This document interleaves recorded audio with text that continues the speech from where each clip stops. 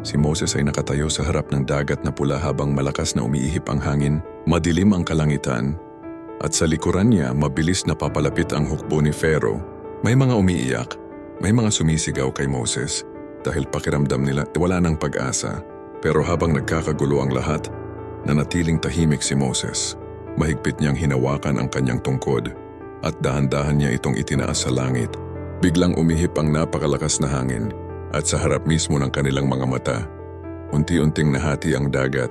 Lumaki ng lumaki ang mga alon hanggang maging dalawang higanteng pader ng tubig at isa-isang tumawid ang mga tao habang napapalibutan ng napakalalaking alon. Pero hindi tumigil ang hukbo ni Pharaoh.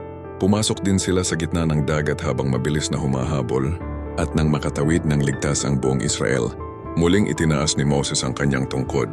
Sa isang iglap, bumagsak ang napakalalaking alon at dito nilamon ng dagat ang buong hukbo ng Egypt.